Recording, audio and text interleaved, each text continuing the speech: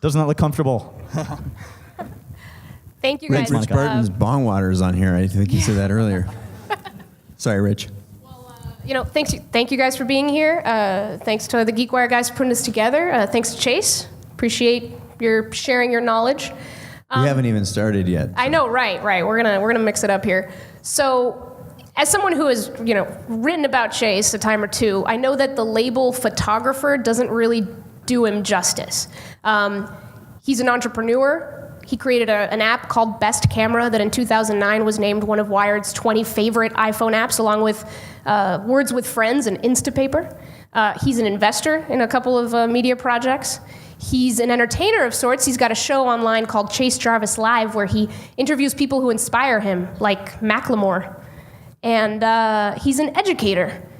He's got something called creativeLIVE, that is an online classroom with a really interesting business model and some pretty great courses. I think iPhoneography is happening today. Is that right? Live today? Probably. I think there's 3 or 4 left. There's a couple. So. Yeah. Okay.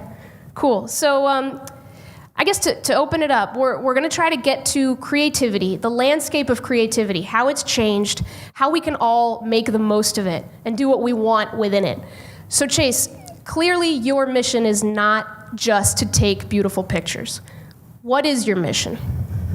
I think the thread, so you listed a lot of things, photographer, entrepreneur, blah, blah, blah, and those were very flattering, a lot of them a little bit stretched, but the thread that I feel like connects them all is creativity. And I believe very deeply that creativity is the new literacy. And if you think about an organization, or a gathering like what we are here today, there's a really broad spectrum. I loved listening to Bill Gurley talk about building businesses as an art. And so creativity encompasses a lot more than just photography and filmmaking and design. You read any book by Seth Godin, he talks about creativity being an important part of building companies. And so that the thread, I do feel sort of underwhelmed to be called a photographer, yet I aspire and identify with that craft. But I think what appeals to this audience and what we should try and focus on today is that creativity is the new literacy. And whether you're building a business, an iPhone app, or anything else, that's a fundamental thing that is the driving factor of what we do. Mm-hmm. So when we talk about speaking creatively, people do think about, okay, this is a new creative landscape. Well, that's probably because of the internet. Everybody can publish. But the more people can speak, the harder it is to stand out. What do we need? Is it actually easier? I should say this. Is it easier to be more creative today because it is easier to publish and to be out there? Sure, they're different. Actually, can I get closer? I feel like I'm 100 miles away from you. Why not, right? It's hard to take a picture, right? Yeah. So this is better, right? Yeah, no, okay, this is good. What was the question again? The question is, have the changes in technology that make it easier to publish also made it easier in a way to be creative, or brought creativity to a place that it's more accessible? Sure. So I look at those as 2 parts. The first part is absolutely the reason I'm on the couch right now is because these tools have been made available, because of the democratization of creativity. Whether it's through iPhone apps or digital technology, like in photography and video, all of those things, the publishing platforms, those have made it possible for us to discover the next Steven Spielberg who's a 15-year-old filmmaker in Idaho or something right now. So to me, that is a really, that's an interesting part of it. The difference now, the challenge is cutting through the noise because there are so many producers. And I think the same thing can be said for technology companies, for app developers, for all you folks out there, that there are so many good products on the market. And the mantra that I like to think about when I try and answer the second part. Can I guess? The second, go for it. You're going to steal Be different, not better? Ladies and gentlemen, Monica Guzman. It's be different, not better. I mean, better is ideally you get to both, but to be different is the way that you stand out in the marketplace. And that's what so many of the companies that have, I think, succeeded or on a rocket ship, the Ubers, the Zillows, they started out with something fundamentally different. And you've said that of all the emails that you get from people who follow your work and follow what you do, that one of the questions that comes up the most often is, how do I find a voice? There's this concept of voice, that if you're creative, you have a voice. But I think, particularly now when there's a pressure to publish, get out there, get on social media, get your message out, be creative in the ways you want to be. People are not sure what it means to have a voice. When do you know that you have one? How do you begin to reach for one? Sure. I think part of the problem that I see when, whether I'm mentoring creatives in a photography space or we're talking in the business sphere, I think there's this a desire to look out and find out what other people are doing and try and find a slot in the marketplace. And what I feel like is a consistent thing from everybody who's been on the couch before me, it's an amazing stage that John and Todd have built today. But what I find consistent is that it's very much about what people are passionate about. And passion is a way overused word, but what I think how that applies to business and technology and creativity is that is the mechanism through which you achieve difference, is what is different, and like your experience on any particular thing is different than almost anyone else's, and the thing that you're going to build that is important to you, you're solving a real problem. As an angel investor, I see almost every photography deal that comes through this city or in San Francisco. I get a phone call or something about it as sort of one of the fathers of mobile photography. And I just consistently see people trying to fit in the landscape and solving non-problems. And so most of the things that I think are built that have staying power, that are worthy, are problems that people have internally, or they're real things that they want to solve. If you talk to Travis, who's a good friend and founder of Uber, he and his friends didn't want to have to drive in San Francisco after they'd been partying. So Uber started out as a car for Travis and his 4 friends. And then he wanted to touch a button on his phone and the car showed up. And they were going to pool their money together and buy a driver and buy a couple of cars. He was solving a problem that he had. And so I feel like the personalization of whether it's creativity or the solutions that we're building today here in Seattle or in the Bay or wherever need to be sort of internally focused at first and then set that free. And when it comes to unlocking that internal focus, that passion, what's happened with publishing and digital also means that there's been the rise of these very tight communities around any different craft or any different industry that talk to each other quite a bit. And you've said that the people who inspire you most are not in your industry. That's true. Why is that? I don't think it has anything to do specifically with photography. I think it's really about the best ideas for an industry often come from externally. So, to use Uber as another example, like that's technology solving a transportation problem, and now they're delivering flowers and ice cream. So there's an inspiration that's outward after you realize that you have a problem, and then you can look to other places to solve it. And again, that's another theme that I feel like we're seeing here. I was down in San Francisco during TechCrunch Disrupt, and there's a theme that's consistent with that as well. I don't know, I guess that's where I land on that one. Yeah. You've said in the past that you've had, quote, insufferable haters around earlier on, I guess, when you began your blog and you started sharing your experience as a photographer. Insufferable haters who felt that you were giving away trade secrets, industry secrets, and that was kind of wrong. So I want to switch gears to creativeLIVE, which in a way feels like sort of the boldest stand against that. You're helping to bring together people who can share even more secrets and do it in one way for free. So tell us about creativeLIVE Sure. and the motivation there. I'll try and do it in 2 parts. One, having insufferable haters, in my opinion, means you're actually doing something worthwhile. It was just shared with me. Again, I just got off a plane from being down in the Bay, where creativeLIVE has a headquarters down there. And our CEO, Mika Salmi, was at TechCrunch Disrupt and came back and said, it was really cool. Reid Hoffman stood up and talked about how the companies that end up being the best, Greylock did some sort of retroactive survey and looked at the companies that did the best, and they weren't the ones that all the partners were in on, and they weren't the ones where the partners were like, well, they sort of weren't sure about it. They were the ones where the partners were highly divided.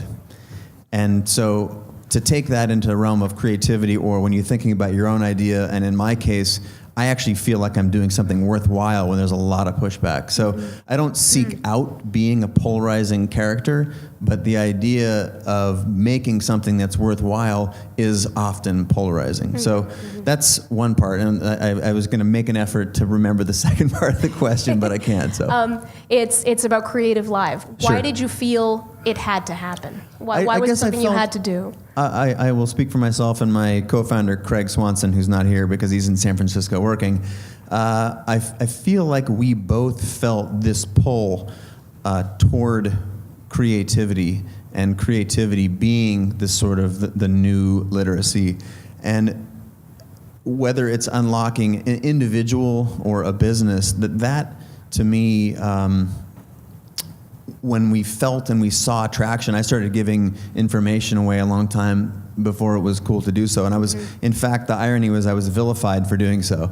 When you were sharing, here's me taking pictures for this ad campaign or whatever, and the industry was calling me, telling me that I was, without over dramatizing it, I literally had death threats for sharing information about how to take pictures online. And this is, again, 10 years ago, before YouTube. It was Google Video back then.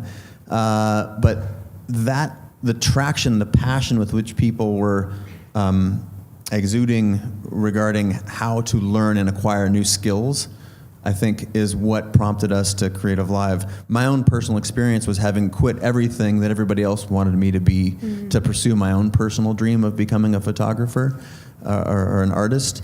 Because what is it that you studied? You studied... I quit medical school. Right.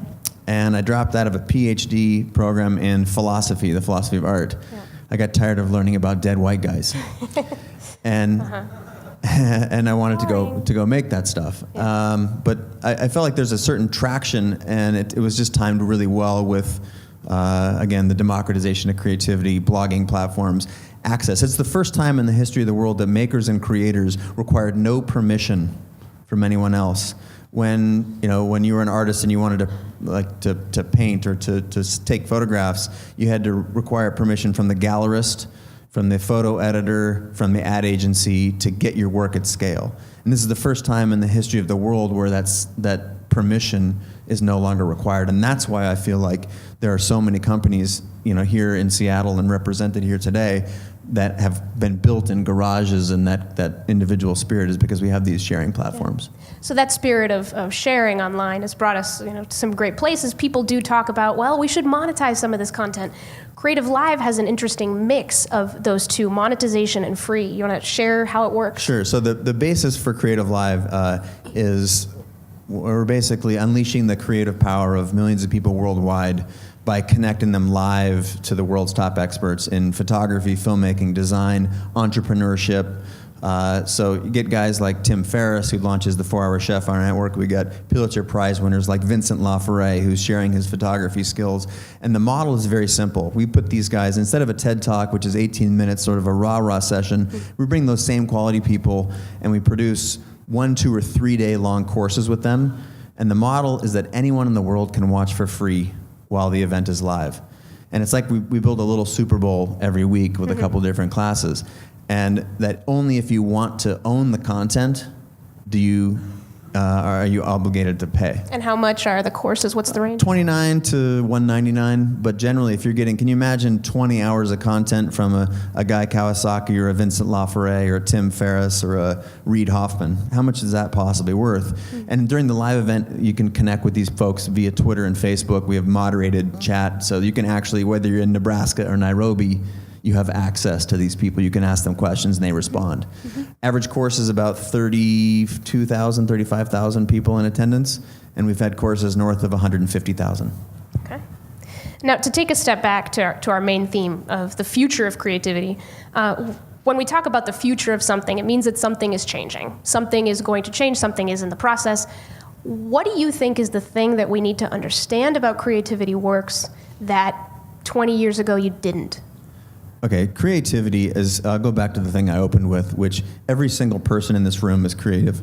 Whether you're a mathematician, a programmer, a coder, again, I referenced Bill earlier sitting up here talking about the art of building a business. We have to, as a culture, do two things. One, shift our thinking towards what creativity actually is more than painting and drawing, number one. And number two, we have to create and foster an educational system and a cultural system that values creativity overtly.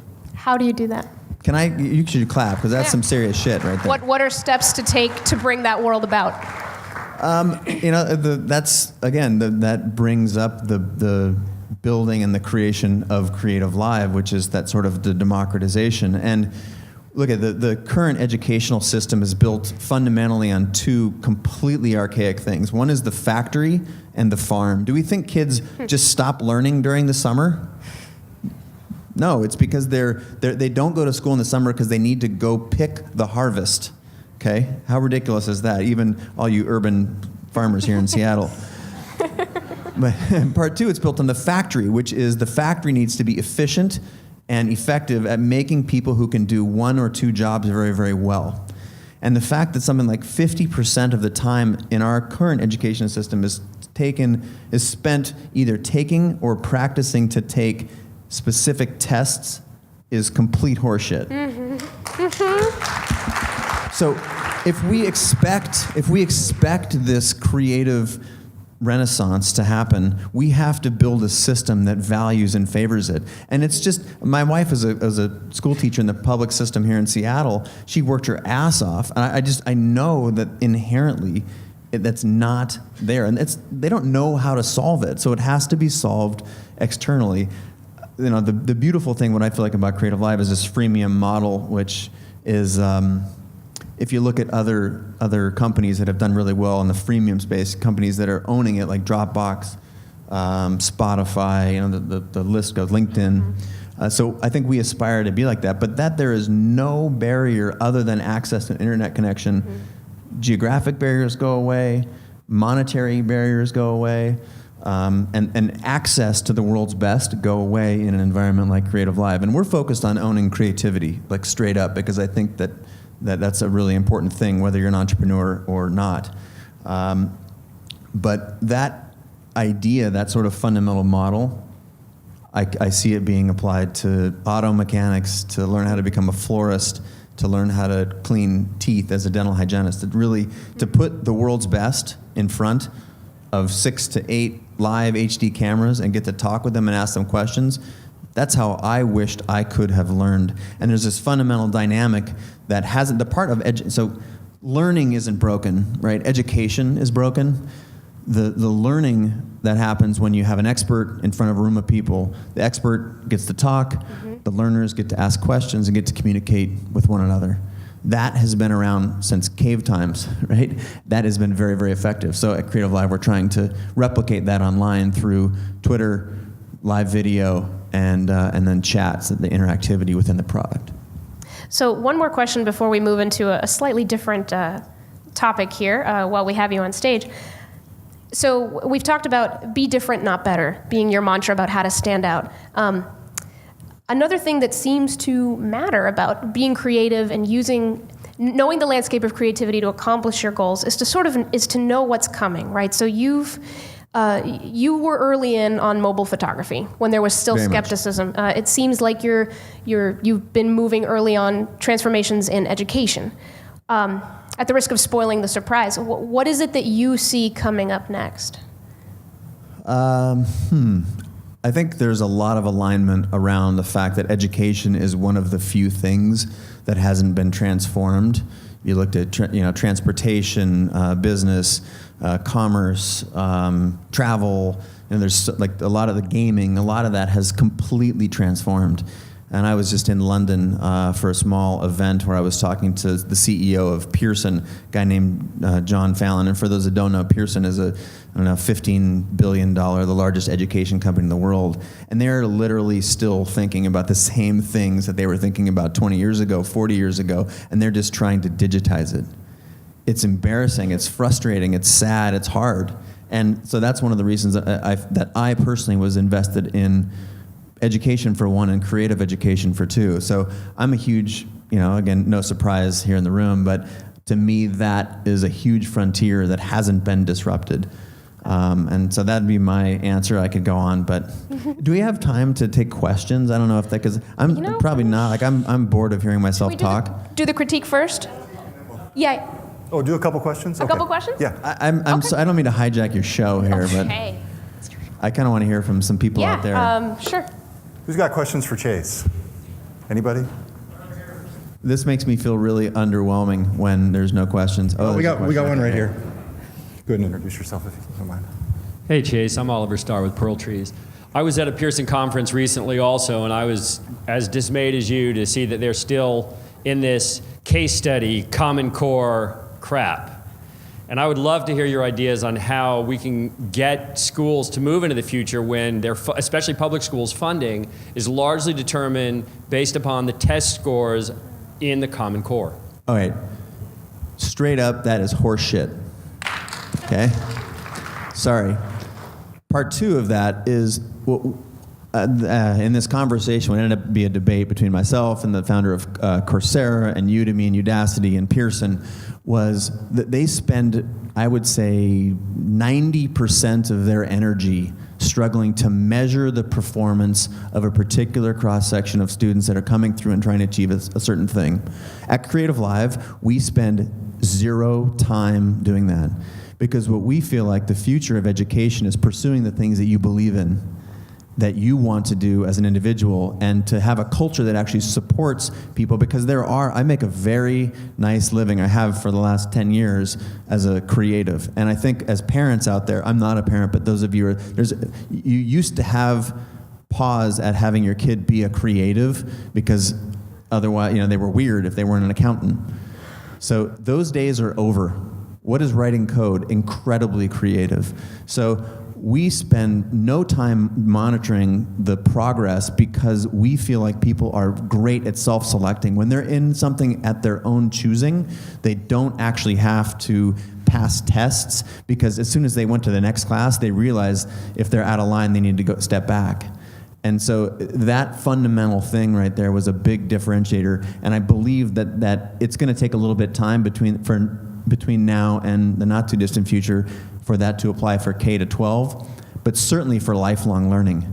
We had, our parents had one job. We will have 5. Our kids will have 5 at the same time. Okay, we got 2 more quick questions over here. Great. Hey Chase, I left Pearson in 1996. Thank you. Because I just had vague ideas about interactivity. Sorry. I have to go to the bathroom, so I'm going to walk around a little bit. No, I just had vague ideas about interactivity in the internet and databases and stuff, and I just kind of left, out of impatience. But I'm wondering, do you see obvious disruptions that are like kind of no-brainers for the education industry, especially the publishing industry? Well, so one, the testing thing is totally messed up. That we spend so much time trying to test and measure. And hey, look, I'm not against measurement, but there are different and better ways to do it. So I think that's one in particular. 2, the desire to follow your passion and your dreams and put people in the careers that they were supposed to be in from the beginning, and knowing that they're going to have a lot of opportunity to explore. Massive change. Again, it's not the factory that put widgets in one end and got widgets out the other. Okay, to me, all of humanity's fundamental problems, and this is a big statement, are the solutions to those, the economic crises, the climate crises, the humanitarian crises, those are fundamentally solved through creativity. So it's a big statement. This is where you get to see that creativity is more than just painting and drawing. All of those solutions are going to come from a creative spirit. So we have to fundamentally shift to that thing I said earlier, a culture that values creativity in all its forms, and one that actually creates an educational system that backs it. And what is the best way to access creativity if you're a scientist and you don't think that you're creative? Bullshit, you're creative. And the best way to access that is through an initial creative craft, because there's tons of studies that say the more creativity, like creativity literally breeds creativity. So those, if by picking up a camera, which I think we're going to talk about in a second, by picking up a camera, by drawing, by cooking, by painting, by needlepoint, you actually have a hobby. There's literal scientific studies that show that is going to create new neural pathways in your brain. I hope that answered it. Okay. Apologies, we're running out of time here. Frank just has one quick statement to make. Yeah, Frank Catalano, who left Pearson as Senior Vice President of U.S. Marketing in 2008. Is anybody else in here not from Pearson? But I wanted to point out, just a quick correction. Somebody here said that Common Core test and school funding are tied together. They're not. They're separate issues. I just want to make that very clear. Cool. I don't care about either of them. All right, I'm sorry. So, No disrespect, Chase will be I'm just around. kidding, Chase sorry. will be around. I apologize. We've got this great next segment up. So why don't you set this one up, Monty? Okay, cool. All right. Well, Chase was awesome enough to do this. I'm awesome. Yeah, well, there you go. We put up a contest on GeekWire and said, Chase Jarvis will critique your mobile photos live. Submit now. We got hundreds of submissions from around the world. It was a lot to sift through. We picked 8. And people sent us often, their favorite photos, just the work that they're most proud of. A lot of cat pictures, I bet. We do have one. We do like have one cats. cat picture. Is Ben here? Ben, no. So we're going to get to that. And we are going to present them anonymously for a candid critique, but most, if not all, of the people whose photos are going to be up here are watching the live stream. So hello, everyone. Hello, live stream. All right, so with that, let's go to the first picture. Okay, so you guys can probably guess where this is. This is at the Skagit Valley Tulip Festival, taken with an iPhone 5, edited with Snapseed for white balance, contrast, brightness, cropped and square ready, and it was taken this April. What do you think? So first of all, I don't need to know any of those things Okay. to talk about the picture. All right. So I just appreciate the context, but what I would love to do is just look at the picture, because Sounds good. I think that's what we're all looking at, right? When Okay. you're in your Instagram feed or your Facebook, you don't really know who took the picture where. This, to me, is a nice photograph. Subject matter, traditional, shall we say? Compositionally beautiful. There's a nice line for the eye, the thing from the left and the thing from the right. And it's sort of cut into thirds. I don't know if you guys know the rule of thirds, but if you cut a photograph both vertically and horizontally, you want to put things on those third lines. So, where the flowers that are in the foreground intersect with the flowers in the background, those are nicely positioned on the third line, and overall nice. Subject matter, I give them a sort of an A on composition, sort of a C on subject matter, and keep taking pictures, because that's the dirtiest secret in photography. Is you got to take a lot of You pictures. got to keep doing it. That's Yeah. how you learn. All right, so I will not give any context on this one. Do you want to know what device took it, or not so much? I want to be there. This is weird.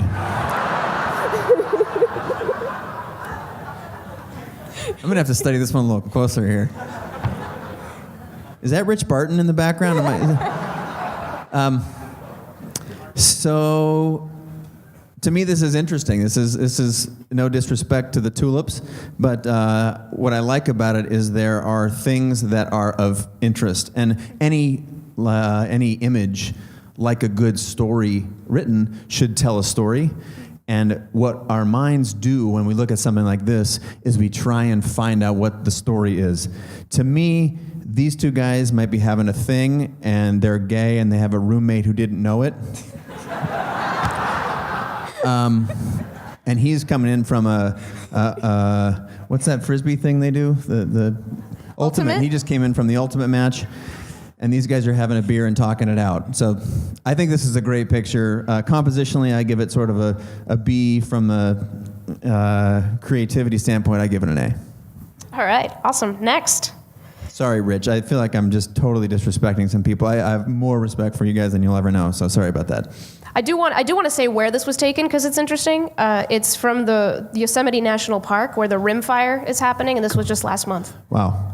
So contextually, again, if you didn't tell me that it was a fire and you just told me it was foggy, it would connote something a little bit different. But now, knowing that, context is a really important, powerful thing.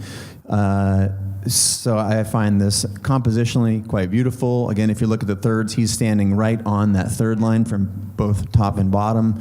From an exposure standpoint, it's really technically sound.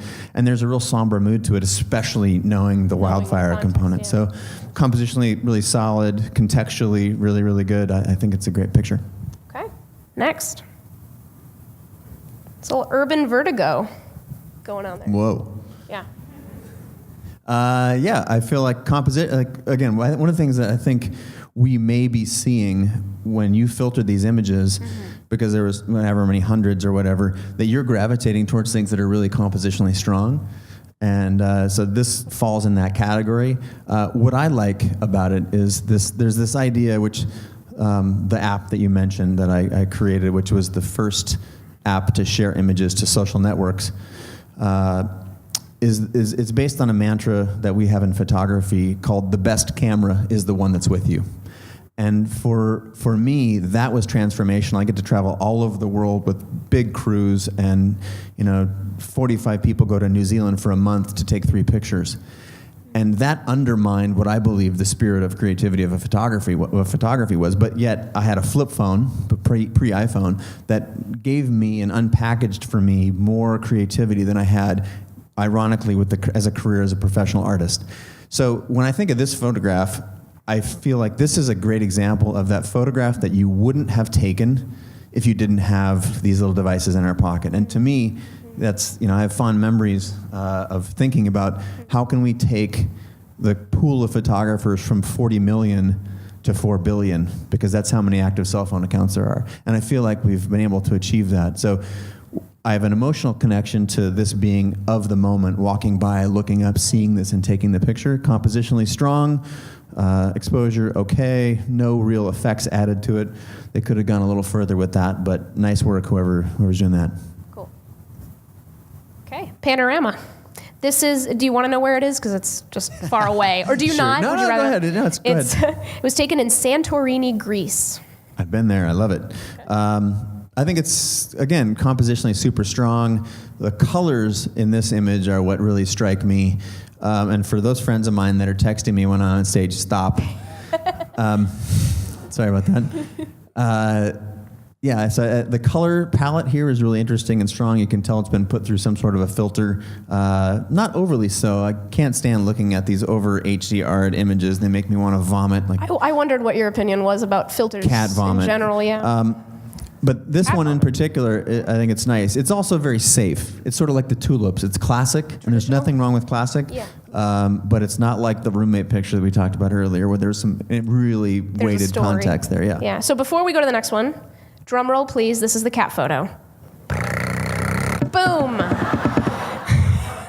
Okay, I do want to say one thing about the device, because this is actually the only one that was not on an iPhone. Okay. This was the Samsung Captivate Galaxy S with the 5-megapixel camera. Cool.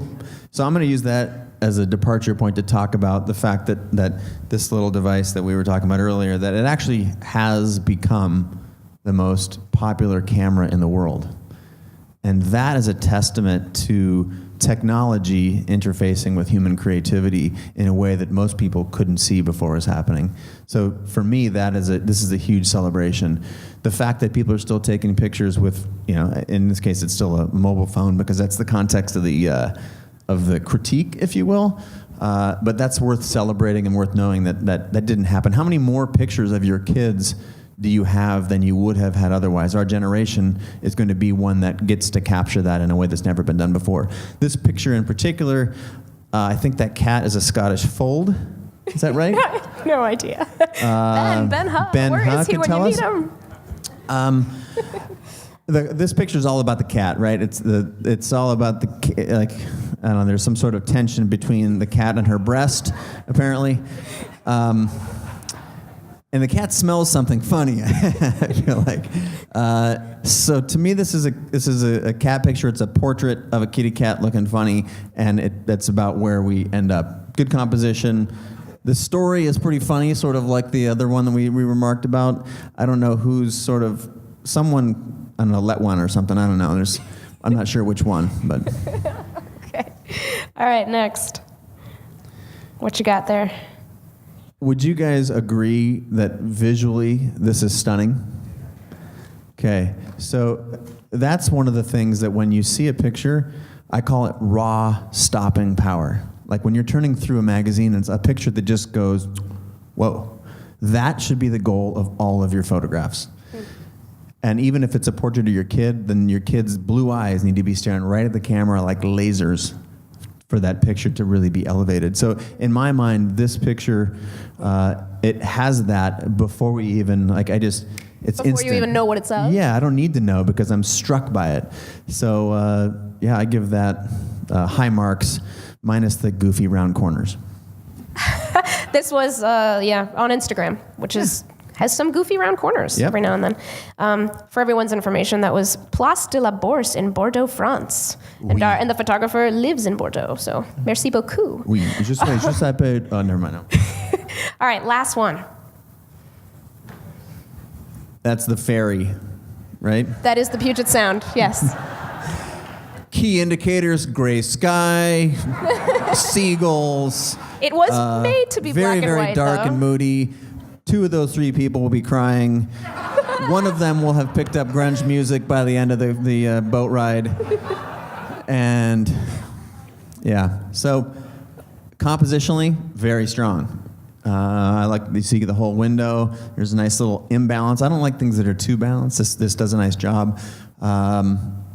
The bird, it's hard to get birds that look nice. You know, we paint them very nicely in pictures, but they don't always look like that. What did you mean by it's not as balanced? What is imbalanced that you like? Oh, the kid in the middle is not in the middle.